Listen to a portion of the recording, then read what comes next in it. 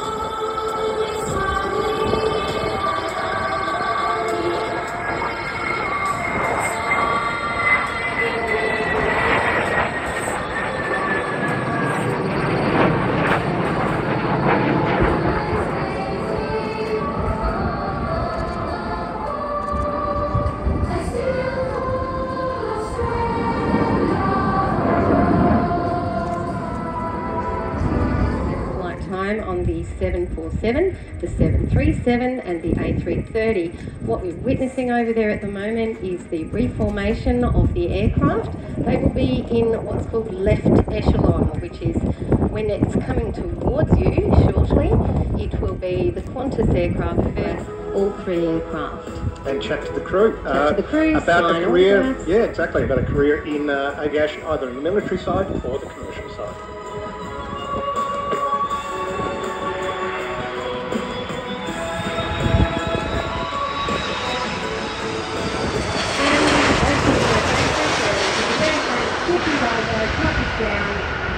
Thank you very much for Qantas and the Royal Australian Air Force. Give it a round of applause, ladies and gentlemen.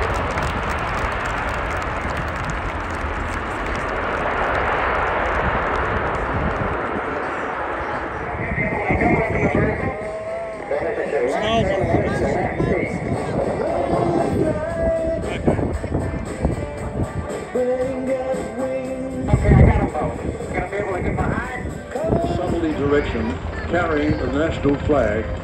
We'll just give you a couple of pointers about the Seahawk as it passes by in terms of its role in a joint operational capability.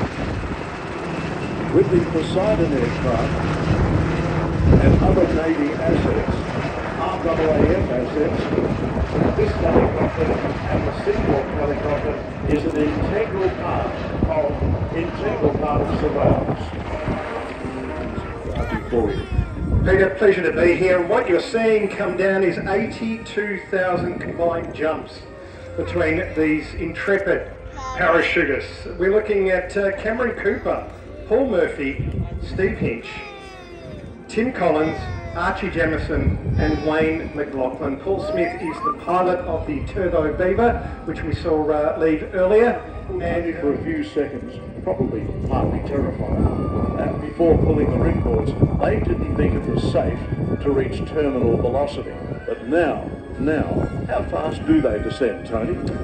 I think first timers can enjoy the rush of free fall at, get this, 120 miles per hour. That's almost 200 kilometres an hour. It's absolutely exhilarating if you've ever done it. And an interesting thing about parachutes in World War I, RAF High Command Peter would not give them. But it's designed to deploy the canopy if the student forgets. So it's an extremely safe pastime. Sports parachuting. And we have the Air Force ensign, the Air Force flag, joined by the Aboriginal flag and the flag of the city of Greater Geelong. And if you look to the north, where the city of Greater Geelong flag is about to lob on, smoke you can see is giving the divers a chance to get canopies into wind and in 3 weeks the Air Force will be 102 years old. If you care to give the Air Force a warm round of applause, I know many of the ground people will hear you. And the other jumpers down board 2 is approaching. These aircraft were used. Now, we have Luke Kempton from 100 Squadron underway at the historic flight of the Royal Australian Air Force based at Tora and Point Cook. Good morning, Luke. Good afternoon. What are we seeing above us? So now we've had the fast aircraft come through and now we're moving to the older aircraft. Just by sheer black magic alone. Exactly. Another theory that is popular amongst many modern physicists is that it's such an ugly palm tree, angry palm tree, and it beats the air into submission. David, if you had to summarise it in a pithy, say, rotary wing versus fixed wing. Tony, I'm glad you asked.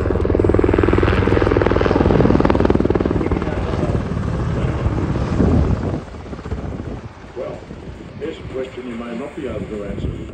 How many moving parts are there in the rotor? There's far too many moving parts in the rotor, Peter.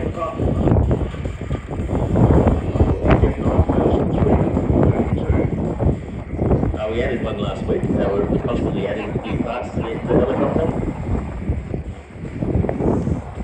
So, more seriously, the rodeo In a comparative broad spectrum, how far away and exactly what you're looking at, as well as assisting with weapons delivery.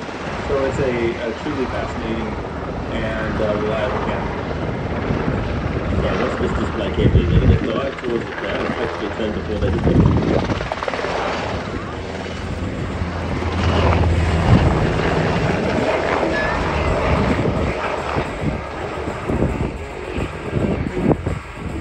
There you are, ladies and gentlemen, who then reaches the aircraft down, and it does that quite rapidly. We have a look at the landing gear on the aircraft. It's quite beefy and heavy. It can handle a rate of descent of well over 700 feet per minute. So we really don't play around too much with the landing gear.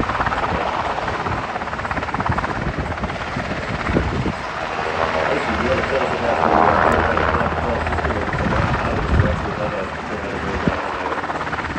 So it'll take some coordination and knowledge to get yourself to the point of a stable hover, but this is a treat like no other. We are going to see the Black Eagles perform their Magic 8 jets, powered by the same engine that used to power the Royal Australian Air Force Hornets. 8 of them in formation. The Black Eagles won both the prestigious King's Name Royal Force and the Coast Guard Display Awards at the 2022 Royal International Air Show in England. The organisers of this air show saw them at Riyadh and said, how would you like to visit Avalon? Did that happen? Tony, talking about Raptor!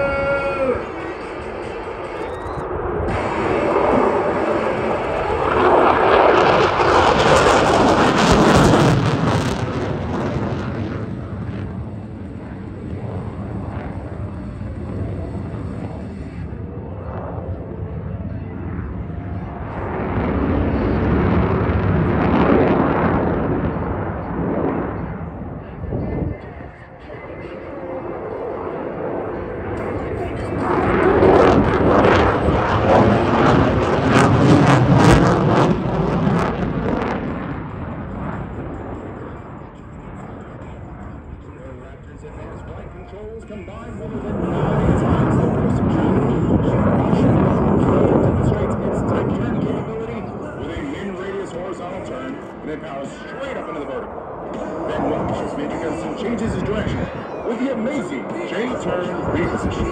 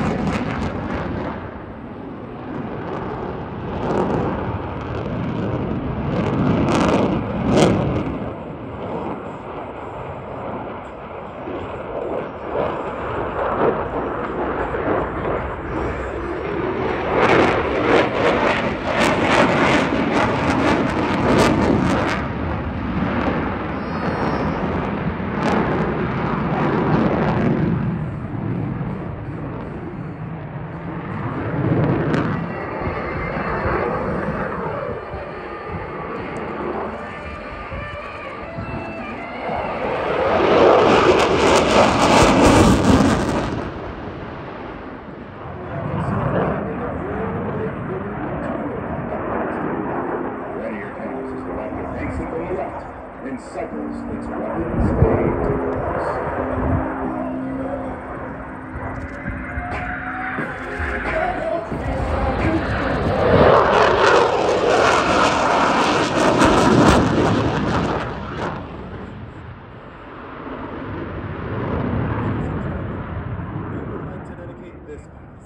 to the men and women of our armed forces. Also, like to remember that when it comes to attendance, those who are given their lives,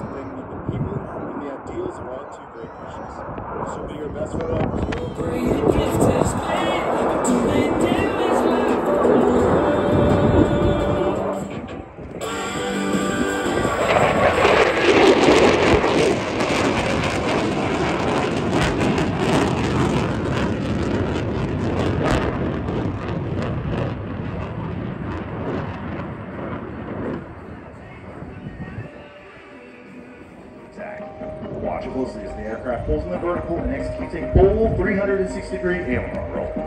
At altitude, the jet will flip backwards and level off. Instead, in less than 2,000 feet of altitude and under complete control, Major Gunnison will execute a full 360-degree flat turn.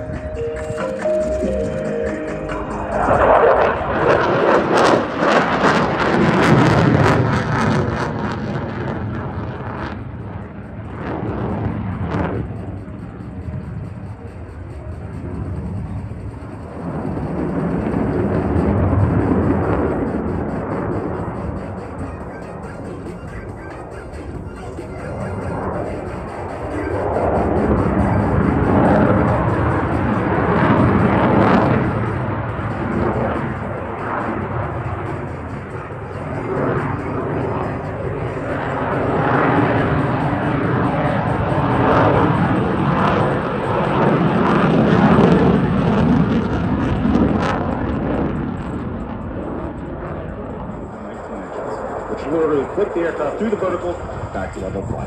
Following the power loop, you'll see the Raptor perform the loaded roll.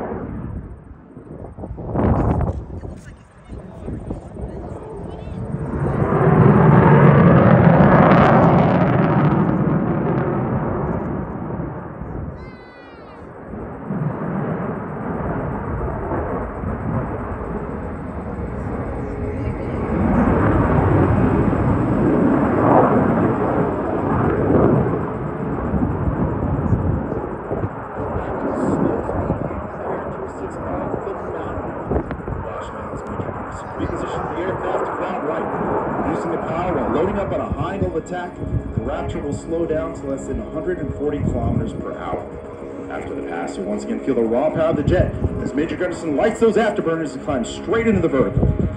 Ladies and gentlemen, from the right, the Raptor's slow speed pass.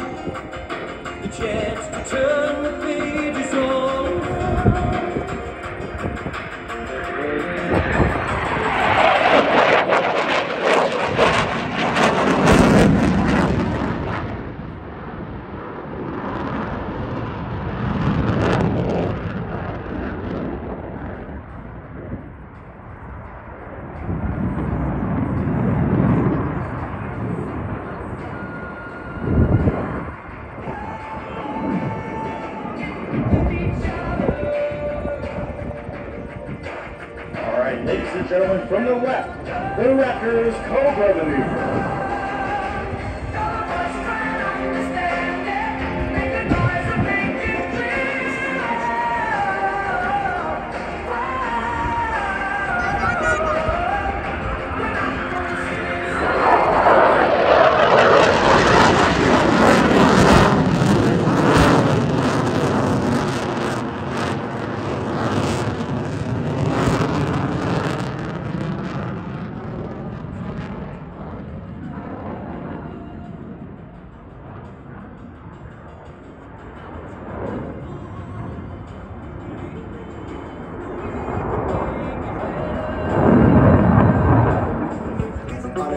Trailhead full of zombies. I met a strange lady.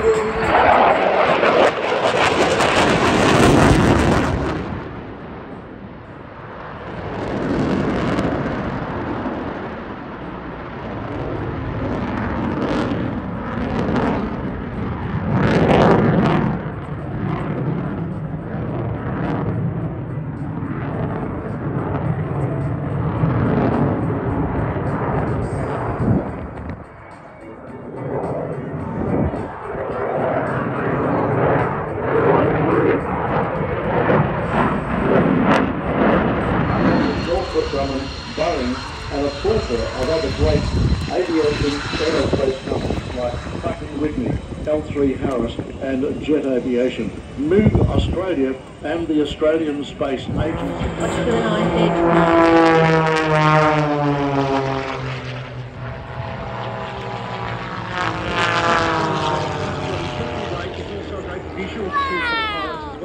That's right. One of the most difficult things in the air is to see a formation pilot that is a long way away from you. The smoke is a good hint.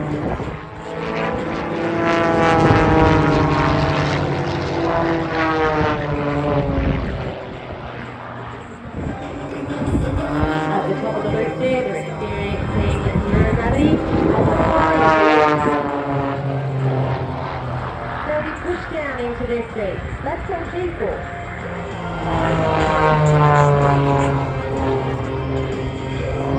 The lighter they are, the harder it is to keep together.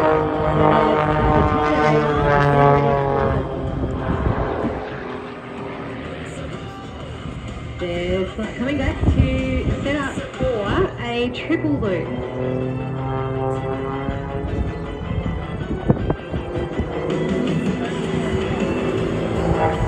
How long would a routine like this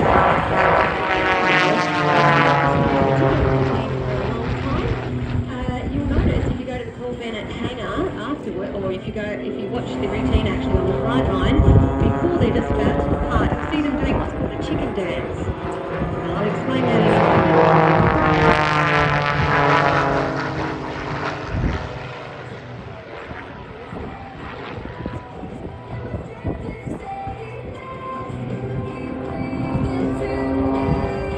top of the loop now, actually, how do they keep situational awareness? So they're looking out of the cockpit, how do they know when they're...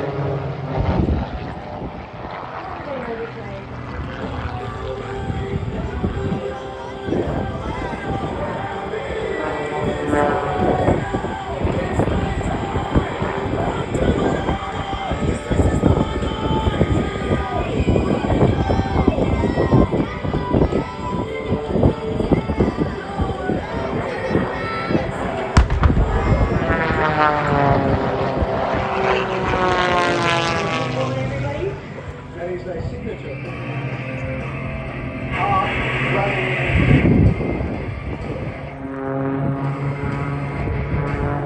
As you slide back.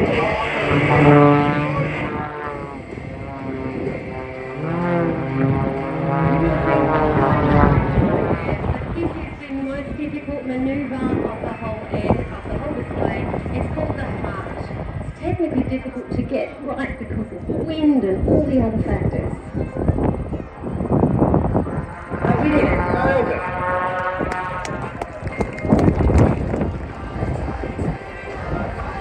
Straight up the runway. Inverted.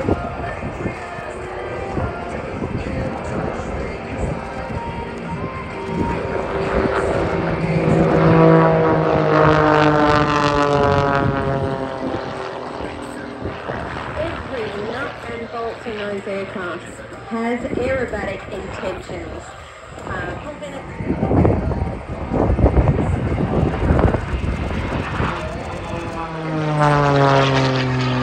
When it does his last final manoeuvres in order to reposition himself to land, you'll notice the other aircraft taxiing up to the end of the runway. When they do, they will turn one wheel down first, which is what he likes to do, and then the other.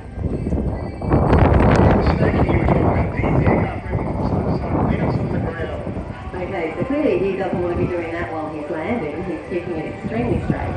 But when they're coming back, they're wiggling because they have very low visibility.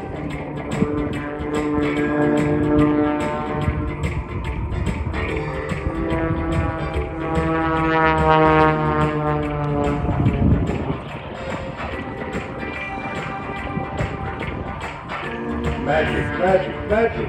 On the subject of his RFF experience as he was, what about his Red Bull experience and his success rates there? Yeah, Matt had an extensive career racing in the Red Bull Air Race World Series, starting in 2009, progressing all the way through to becoming the reigning world champion of the Red Bull Air Race. Race wins, number of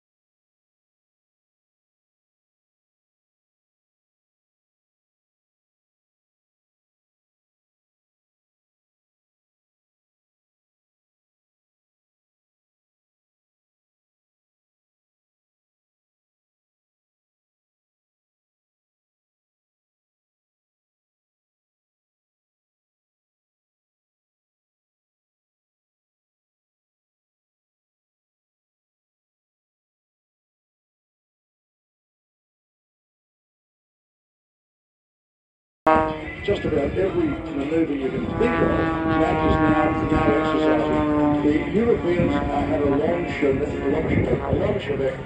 movement where they lose complete control of the aeroplane, and he does that multiple times and recovers almost a flat spin there.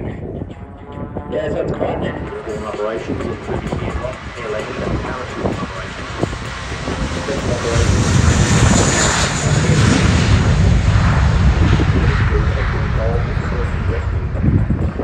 Evacuation, humanitarian assistance, United Nations support missions, and coalition operations. The group has conducted operations in Vietnam along the line of control from 100 Squadron. Delighted to be joined again by Luke Kempton, who will talk us through the English Electric Canberra and the markings of 2 Squadrons.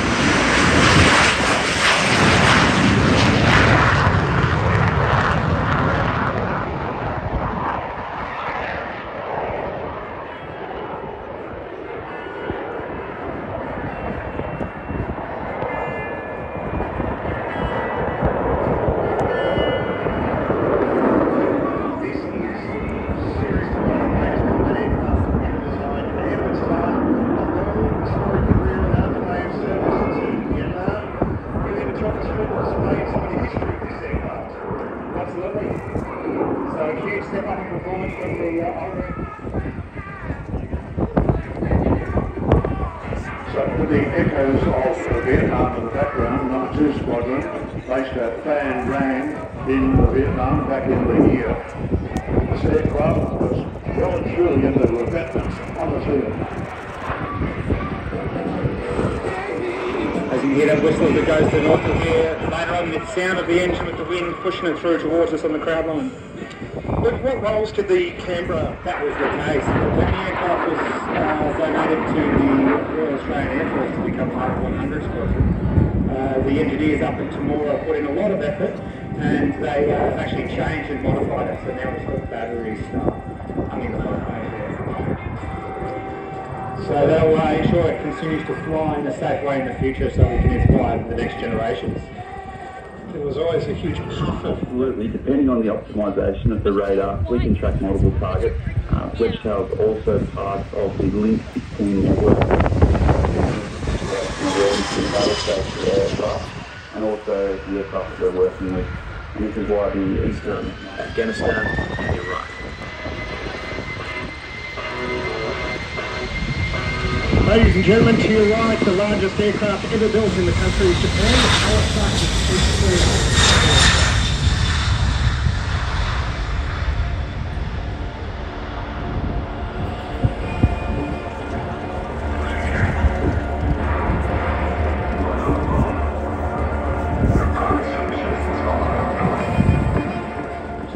And we'll try and talk you through that. And I know Tony has got some really interesting stats about the background of Kawasaki and its involvement in building this marvellous heavy lift aircraft.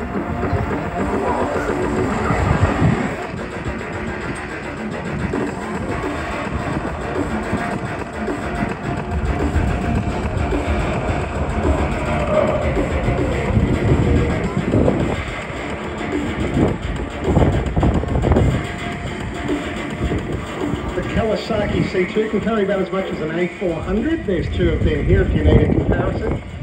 It's great cargo and medical evacuation. Lots of humanitarian missions are ahead of this particular aircraft, as well as the serious military stuff too.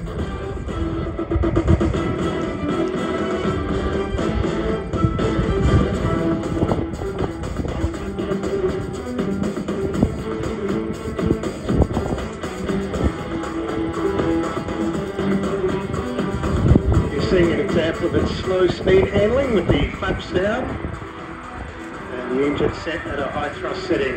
This is obviously perfect for tactical insertions if it should come to that sort of thing, to deliver cargo or troops onto unprepared or rough surfaces.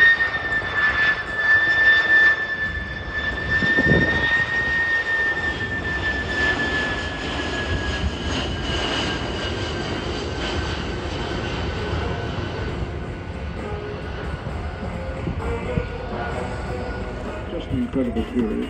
The barley volume gone but not forgotten. So this is the Kawasaki landing on the Kawasaki C2. Operated by the 402nd Tactical Airlift Squadron of the Japanese Air Self-Defense Force. Always great to see them here at Adelaide.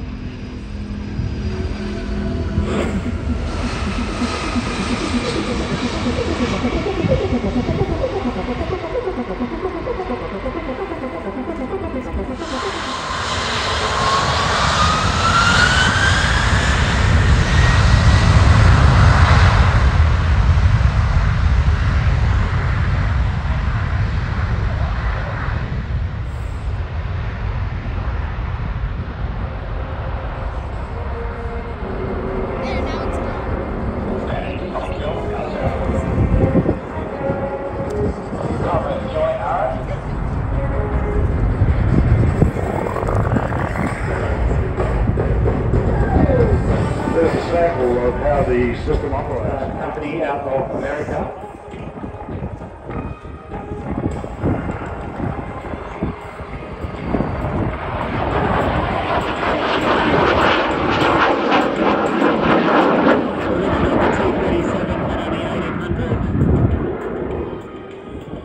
Pounds of thrust, and they have multiplied by that 6,000 horsepower, sorry, 6,000 pounds of thrust in the 837, creating the Dragonfly, an aircraft that was sent to South Vietnam to support counterinsurgency operations during the Vietnam War. This aircraft was in support of Australian troops over there.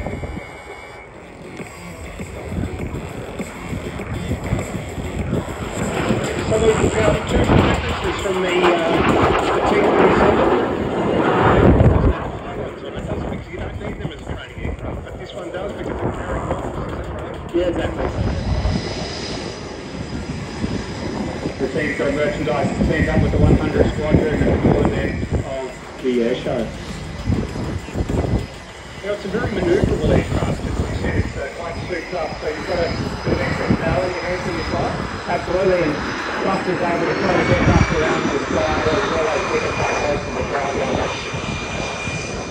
He's done his double roll, he's done his loop, he'll come back in for another pass shortly. In 2018, the Temora team put a lot of effort restoring this aircraft. And one of the most interesting things about it is the paint.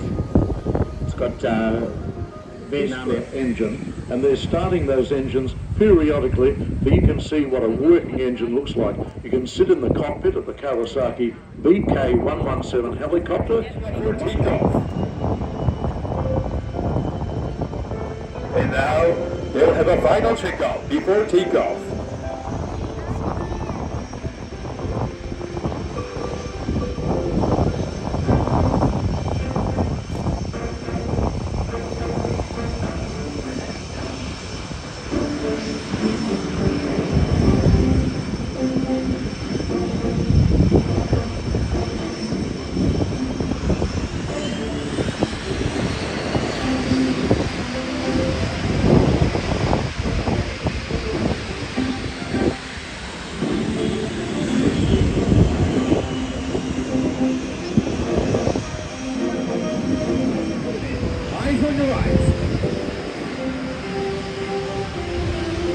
It's showtime.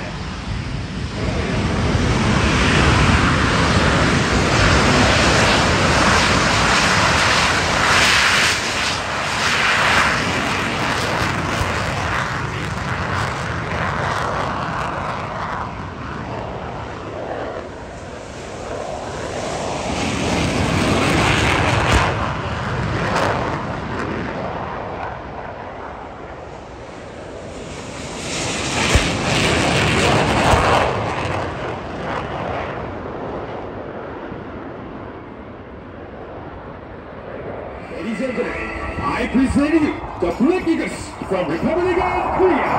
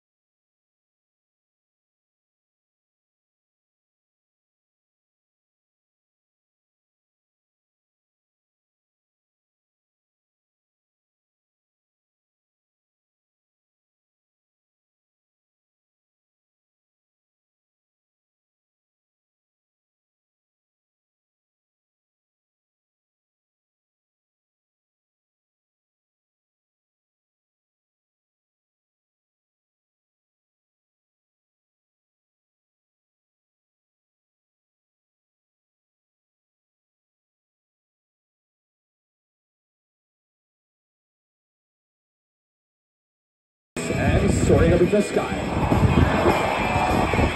One, two, three, tap my head.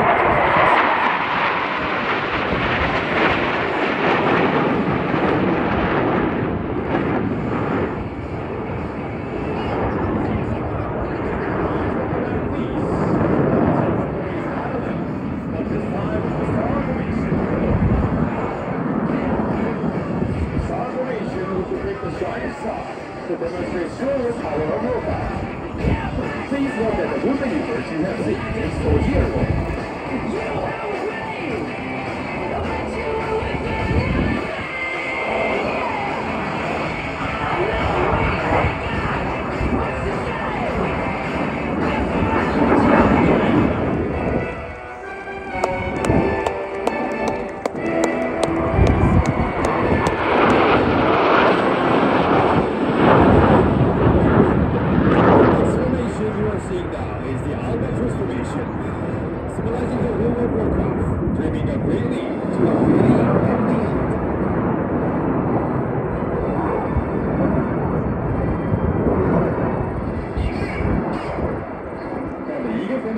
symbolizes bravery and strength.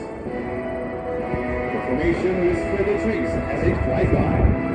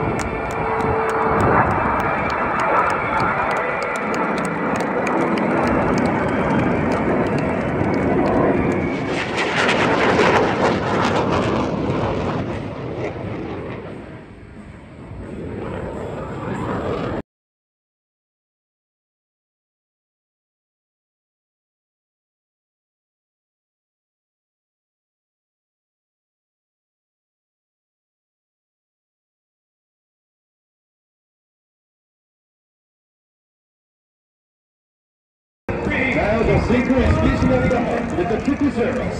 This lovely gift is for all of you, enjoying Willinghurst display. This time, 5 Willinghurst will appear from the center. Presenting you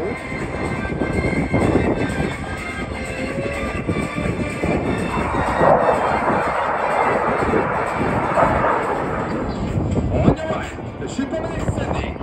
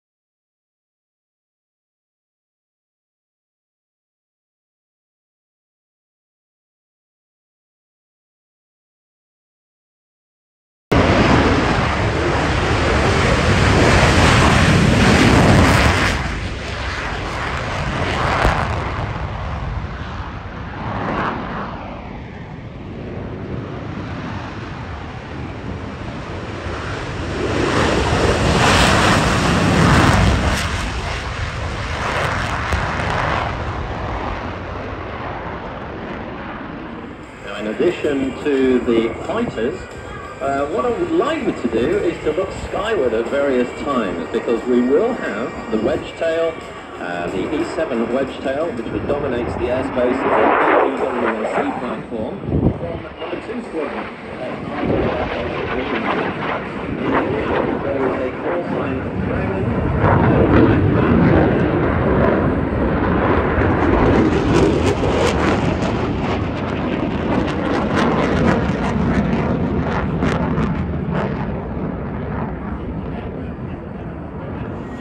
Early warning and control platform. So what that means is it's surveying out to around about 400 kilometers from itself, and it builds a recognized air and surface picture.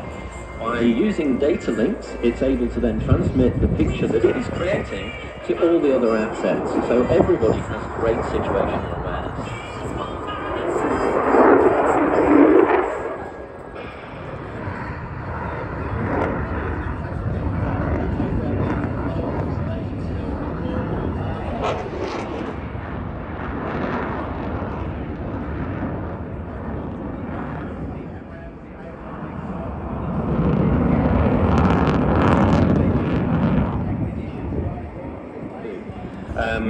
Essentially, when they then say, okay, we are going to put this package together, they generally go to one of the fighter pilots and say, okay, you are now the mission commander, this is your package, this is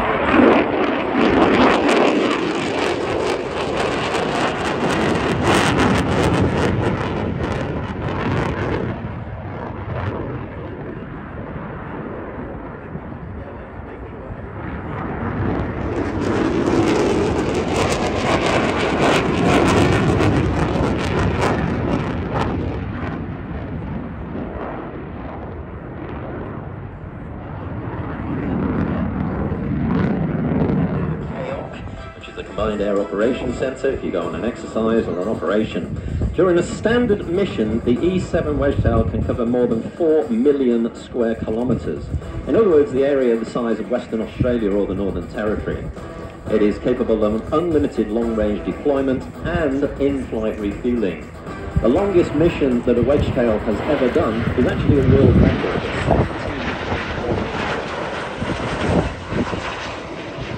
Through down the back are instrumental in working with the battle space. So it is really a platform where it's what happens down the back that has the primacy. So the configuration of the aircraft and how it would operate. So the aircraft was initially ordered around about the year 2000.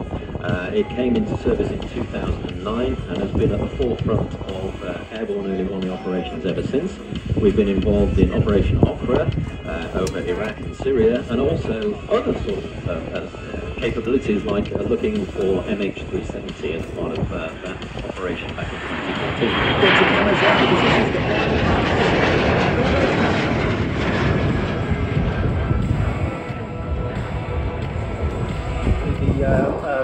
The refueling officer, he'll be watching this from inside the cockpit, and we're going to look at the KC-30. What you have is when you can see that there's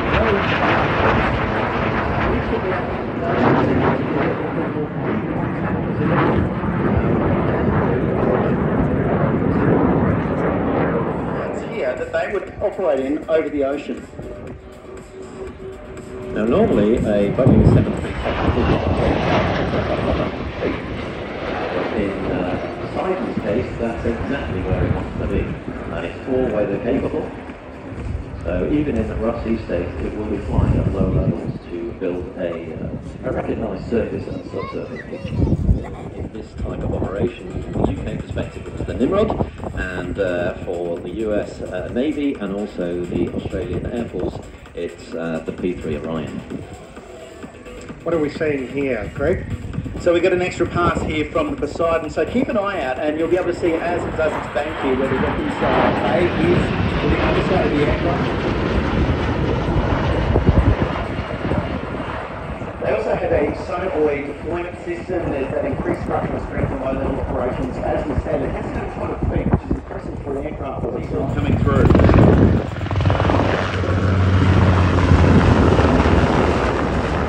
Now the Seahawk is the Royal Australian Navy's next generation surface warfare helicopters. You would have seen these solo stuff here with the aircraft. And you may not see it, obviously, because you've got the side that would be sitting a little bit higher, and then of course the wedge tail would be sitting at 30,000 feet. You'll see the Seahawk now moving to the left of the airfield.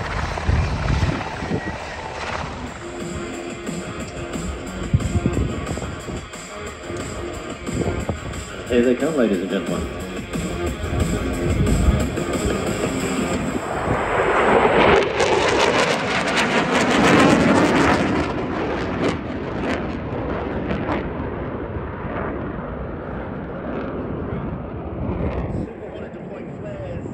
On the turn, here come the F-35s.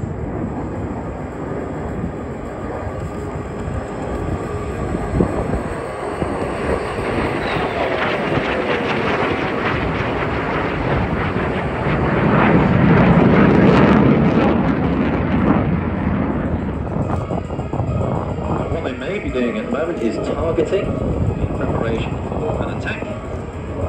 We may see some of that.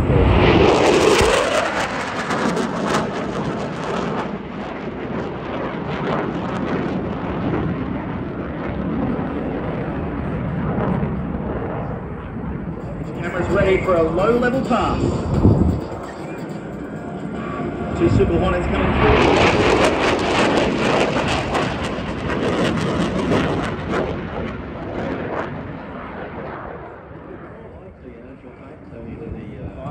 It really is a team aircraft.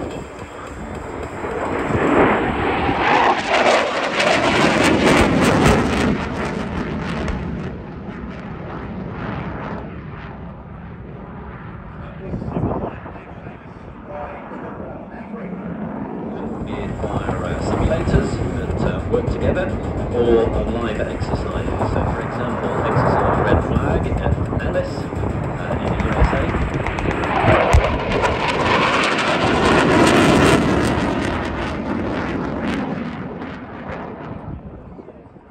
Demonstration.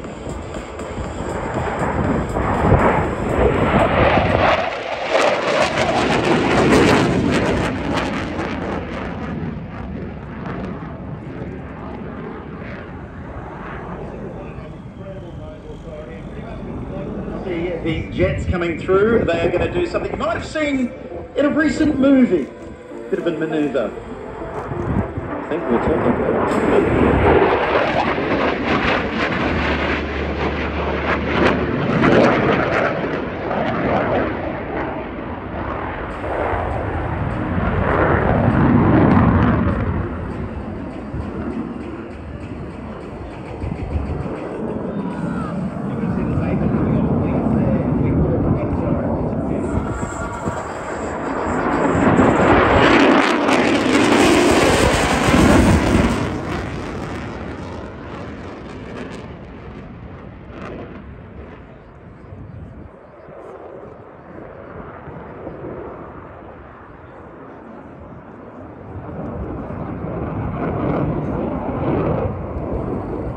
wave as they fly past. They will be looking. This is your chance to give a big round of applause and a cheer. Give the boys a wave as they come in for landing. From one squadron, they come right back Andrew.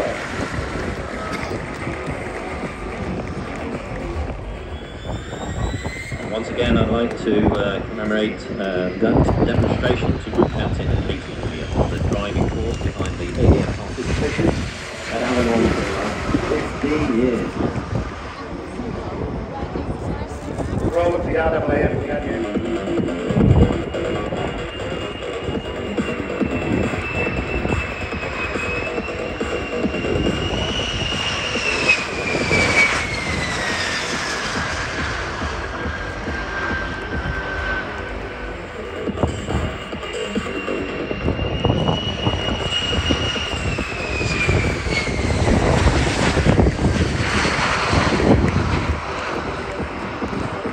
Up at RAAF Amberley, and coming up in just a few moments, the handling display by the F-35A Lightning Joint Strike Fighter. Now, many of you may have seen the Joint Strike Fighter at some stage, but the handling display may be brand new to you, so there's something to look forward to. And the Victorian State Government, our key sponsor, along with the City of Greater Geelong and Lockheed Martin, hope you are enjoying the 2023 Australian International Airshow. We've had a lovely profile of the 35 Joint Strike Fighter. And we can get a full appreciation of the fuselage and the design characteristics that the airplane has proved to fight. While we await for it to get into